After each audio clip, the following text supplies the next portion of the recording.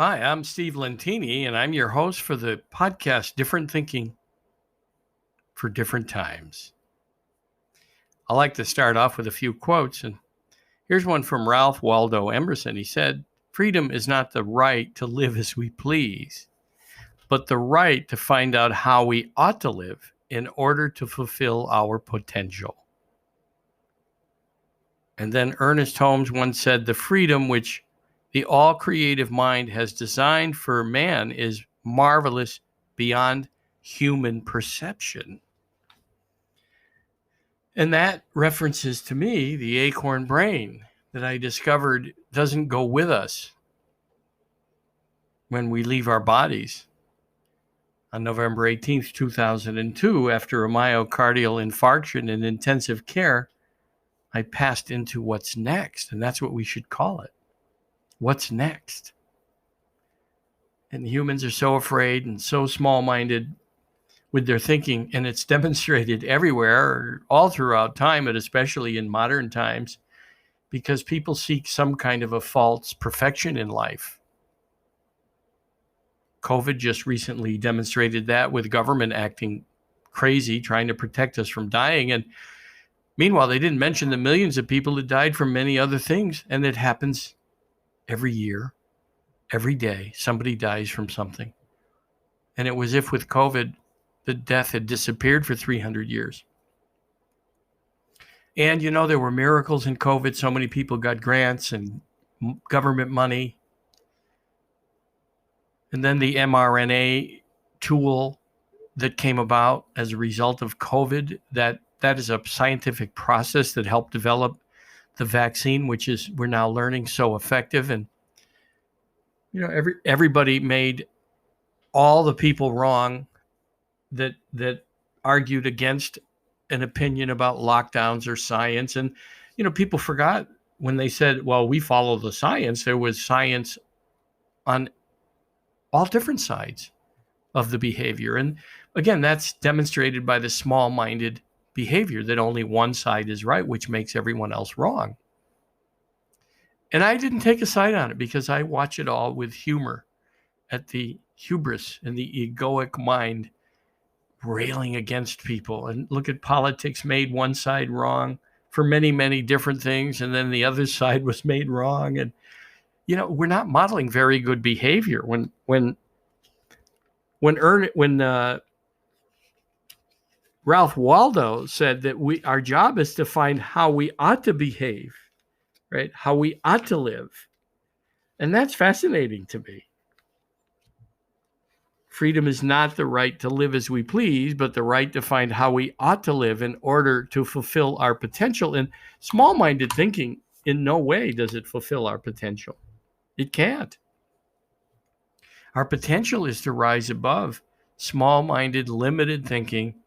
Imagine spending so much time watching news stations or posting against others on Facebook or Twitter or all the other crazy social media sites. I mean, I enjoy putting family pictures on, or maybe my thoughts about a certain philosophy in life, or perhaps even the political environment, but I don't invite any comments and I don't read them because I just post it for people to see the craziness of it. And I usually say both sides of this particular argument, how crazy it is, because really relationship is about negotiation, and most people don't spend any time in it. They prefer to be right.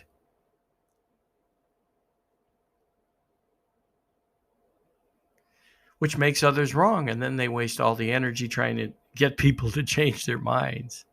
I mean, it isn't just politics, but you can look at the recent political environment, how small-minded it is, and even the media apparently has taken sides. There's conservative news stations, and then there's liberal news stations. That's not news. You never heard of that. When I grew up, there was Walter Cronkite was the major evening news, and it was just news. He reported, and if he had an opinion or put somebody on that had an opinion, they would put up the disclaimer that this is the opinion of the person, and we don't see that anymore. And of course, now what happens is journalists gather evidence to prove they're right before they actually prove the real evidence. They're not even looking for the truth. It's a very interesting time, and maybe we'll get over it as humans because it's certainly small-minded. It's not our job. I wrote the book, You Might Be Full of Shit If, and I poked fun at all the places that where people are full of shit, obviously. Politicians, they're modeling poor behavior and wondering why citizens model poor behavior. They actually want us to step up, and here all they do is tell their side of the story, but not the truth. They prefer not to tell the truth. It's only their side to benefit and to gain votes. And both sides do it. I don't know what the truth is anymore. And it's sad. And certainly government employees and bureaucrats, I don't trust them. And that's because of the environment. Certainly there were people in bureaucracy and government and the FBI and other government bureaus that have a political and a partisan slant. And then they proceed to act against others because they want things to be one way. But that's fascinating to me because that's the shutdown of people being different is authoritarian and totalitarian and dictatorial dictatorships. Societies very different than a free society. And then you look at all the places that people make each other wrong for sexual preferences or for the choice of a mate or race, politics, the way someone speaks out against something. So what? Who cares? Let them speak out against something. That's only their opinion. But there are no races, no religions. Look at how religion make each other wrong. They're still fighting from thousands of years ago. Different sects of the same religion fight all over the world. When we recognize the craziness of it all, and it's right in front of us, fascinating how people don't wake up to it. And I'm doing my part to just remind people to rise above it. It's okay that people have a different opinion, and their life and their journey is none of your business and none of mine. My business is my life. I look at everyone as having a unique journey, as unique as a fingerprint. And in my home where I grew up, my parents only mentioned people by name, never mentioned by race, ever. Ever. And I was amazed to learn all the different people that my mother worked with and my father worked with when they took us to work, or when I finally visited my mother's work, when I finally dropped off shirts when I was old enough and could afford it at the laundry in Middletown, Connecticut, Forest City Laundry, and learned the faces behind the names that my mother spoke of. To her, they were all her co-workers, and it was just a name, whether it was Anna or Maria or Tina. It didn't matter because you had no idea. I had no idea that it was a little mini United Nations. That's what we were taught to believe. Treat people how they treat you and get to know people first, not based on any generalization or race. And the same with people's sexual preferences. We never discussed people that had different orientations. And they did. They were invited into our home, but we didn't talk about it. My parents didn't ever mention gay or straight or lesbian or none of those terms. It didn't matter to them. They taught us to just embrace people and surround yourselves with people that treat you well. And then leave behind the people that don't. That's all. But to make them wrong or their whole race wrong, it wasn't part of our conversations. It wasn't part of how we synthesized as children that there was just one race. There was just the human race. And whatever people practice to get them closer to spiritual reality is fine. And there were no mention of religions on the other side. There was not the one religion that people think. And when I think of all the prophets, they all had messages for us that a thread ran through them all about forgiveness and forgiving others and loving others and treating people fairly and correctly. Fascinating how we've forgotten that and how small-minded we've become. And that's the only way that people will finally decide when it gets uncomfortable to see an extreme on any side, whether it's right or left, I don't care, or middle. Everyone's entitled to their opinion, their journey, and we have to learn to negotiate and consider other people's thoughts, feelings, opinions, and especially in leadership. Can you imagine employees getting up in front of employee meetings and then just talking like our politicians do? Well, if those three on the other side of the table would only get that we've got the right way and the only way, companies would cease to exist in that chaos. And then we wonder why in our own country there's so much chaos. It's modeled by our leaders. I hope political science professors start teaching people to treat others with respect and decorum and to talk about the issues and to negotiate and not to get up and make false accusations.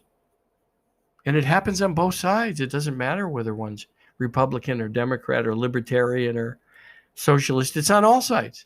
People in politics tend to expound only on their philosophy, even to the point of lying. That's small-minded. But it isn't just there. It's in policing to make all police wrong. There are certainly bad actors, and a bad actor in a company gets weeded out and gets terminated. And it should be the same for police. Of hundreds of thousands of policemen, if there's 3 or 4 incidents in a year, those can be disciplined and weeded out. And then teaching different ways. Why not? I don't mind the idea of community policing. Why not? Not all events should be responded to with someone that's armed. But imagine with some of the crazies that have gone on in New York City and Chicago and many of the large cities, people killing each other often are in lower income neighborhoods. Imagine if people weren't policing properly and if some of them weren't armed. I don't think I'd want a social worker responding to a gunfight or gunplay. And there are certainly times where that would apply.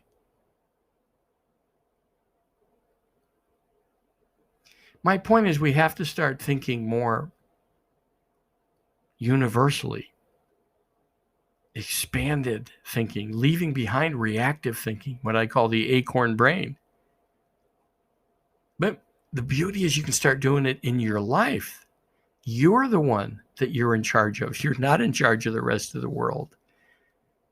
The only journey that's yours to manage is yours. And as I've said, everyone else's journey, it's none of my business and it's none of your business. So keep working on overcoming small-minded thinking in your life. Embrace all others. There's only one race, the human race. Consider these thoughts. Consider that you don't make people wrong because they don't believe in the same religion as yours, or maybe in your own religion to start talking about different sects not fighting for power or whatever it is people fight over. Even land is ridiculous, or resources. We live in a universe. We live in a miracle and we forget about it. I remember when I was growing up, I was told in the 70s oil would be gone by 2000. And then more and more and more was found. And then all these alternatives are coming up to oil. And besides oil, there's methane gas that is clean burning fuel, natural gas. Why is it in a miracle that these things are here for us on the earth, if not to use them? It's just so fascinating how people make one thing so totally wrong. And taking care of the earth, we're doing better at it, at least in this country, and other countries still haven't stepped up. When you think of third world countries or China, which is certainly not a third world country, and India may be part of the country's third world, but most of it's not. It's People are advancing, and we have to keep supporting the message of let's take care of the earth. Let's leave everyone, in fact, and everything a little better than we find them. That's a good mission. But most importantly, for each individual, each one of us to leave everyone and everything a little better than we find them, and to overcome the egoic, hubris, small-minded, acorn brain thinking and expand into the all-loving, infinite presence that I experienced on November 18th, 2002 at around 2 o'clock in the afternoon. Amazing, way beyond anything that we perceive. I laugh when humans try to say that we think like God. Not currently, we don't, and nothing from here was there. Nothing. And of course, judgment is the way humans think. It's not what created this universe. It's not what the creation intended. As the God of Spinoza, as Spinoza wrote, Baruch, then changed his name to Benedict Spinoza, wrote about the God that created this in this world wants us to enjoy it and everything in it, and to live taking care of one another and live doing good. And that's what I experienced. Only the good was mentioned. So live your life that way. If one person hears the message and changes, and don't take my word for it, prove it to yourself. I mean, I think everyone should experience what's next at least once in their life, but most people don't come back from it. I was blessed. I did, perhaps to tell the story as I'm telling it.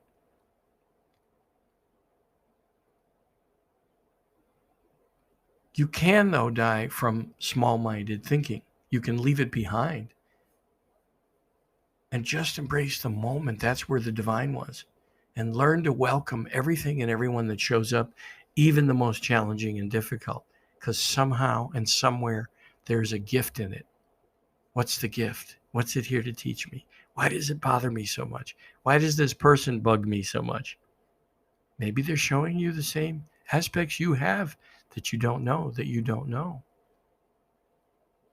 I don't know except for myself, and for you to prove it to yourself, because then you own it.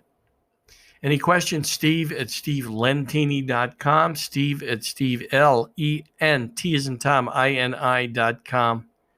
May you have an amazing journey and live as if today was your last day, every day. Thanks.